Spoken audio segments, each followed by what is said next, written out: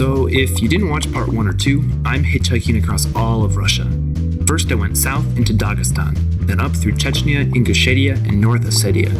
I saw some mountains, ate some food, met some good people, and had a good old time. After some bad weather, I ended up in Pitigorsk, where I met up with an old acquaintance and continued on my next leg of adventure. So, now you're all caught up. So, this is Pitigorsk, and this is Oksana. She's from Pitigorsk, but we met backpacking in Kamchatka the summer before. She also has this amazing dog named Archie. Together, we went to climb Bishtau, one of the small peaks that surrounds Pitigorsk. We meandered our way to the south side in search of the poppy fields. Though some were still standing, most had already outlived their time and wilted. I was hoping for a view of ELBRUS, but the clouds were too low. I guess I'll just have to wait for another day. We started up along a path that may or may not have existed. I'm not really sure what the map was showing. There was supposedly an old native structure there, and after a while, we found it. At least I think we did. Continuing on, we made a good pace, led by an energetic Archie. Although I was in pretty good shape, I was feeling the last 2 weeks of Caucasian food slowing me down. Near the top, we got some good views of the city down below and the surrounding area. Pitigorsk and its surrounding towns are historically places of rest and recovery. The mineral water sources and the fresh mountain air have been used for ages for treating a vast range of medical issues. People still come today to rest and recover. After a good lunch up top, we took a leisurely pace back down through the woods and saw all kinds of fun critters. We met the sunset near the base and continued back to the city. What a wonderful piece of nature to have within walking distance of the city. I can't say I'm not a bit jealous. The next day, I went south towards Jilu Sea and the base of Mount Elbrus. The road leading in that direction is extremely picturesque. It's a 2-lane snake slithering through the lush green valleys of the Caucasian mountain range. It winds its way past herds of cows and the local people interspersed among the rocks and trees. Throughout my ride, Elbrus danced in and out of the clouds, taunting me with its snow-covered peaks. They are encapsulating. They pull you in and make you want to climb up and get closer.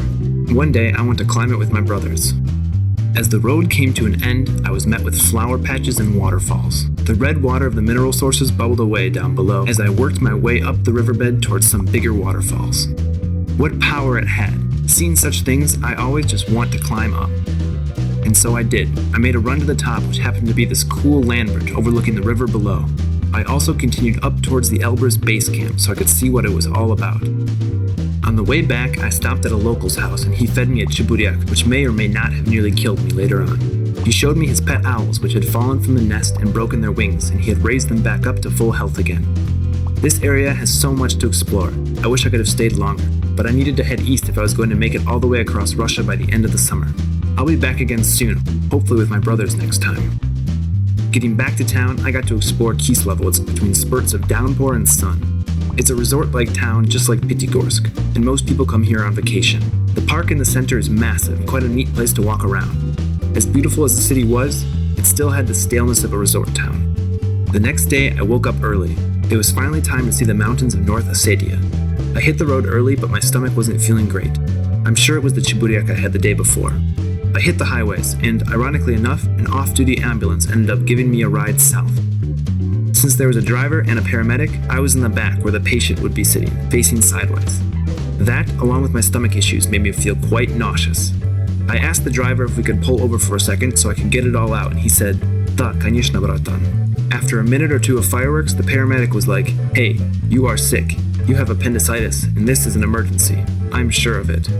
I was like, "No, I just ate an angry chiburyak yesterday, and it's getting its revenge." But she didn't believe me. She then made the driver rush me to a hospital somewhere in the middle of Kabardino-Balkaria and was like, "Time for some analysis." Russian hospitals, especially those outside of the city, are a bit different. You take all of your samples in different rooms, then you deliver them yourself to the lab. The blood sample was normal, just a little prick in a vial. From here on, we'll just call that the red sample. The medic also made me give a brown and a yellow sample, if you know what I'm hinting at. And it wasn't just into a normal medical sample bowl. It seemed to be just a plastic kitchen bowl. After standing in line smelling the less than beautiful wafts of my brown sample for an hour, I finally reached my turn in the lab. They took a tiny piece from each bowl and told me to go find the waiting room, but they never specified what to do with my sample. So, I just wandered the hospital in search of a waiting room with an open bowl of brown and yellow sample. I sat there for nearly 2 hours with it just smelling like absolute death.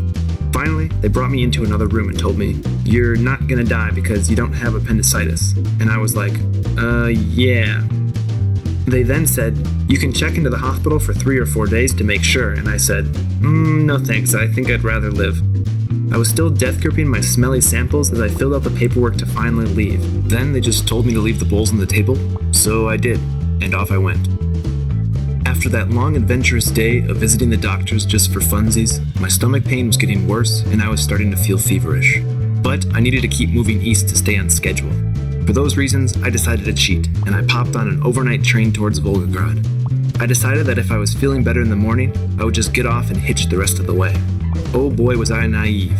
This thing hit me with the force of 1,000 elephants, and I couldn't do anything more than just lay in agony as the train bounced northbound along the rails. But hey, at least my neighbor was cute.